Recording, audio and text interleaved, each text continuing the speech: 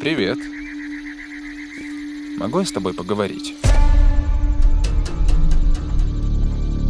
Мы должны зайти внутрь, их было 4. Что мы говорим?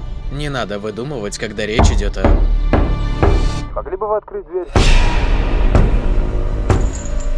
Они врываются! Я с тобой, детка.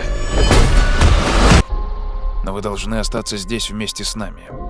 Разные семьи на протяжении всей истории выбирались для принятия этого решения. Ваша семья должна добровольно пожертвовать одним из вас, чтобы предотвратить апокалипсис.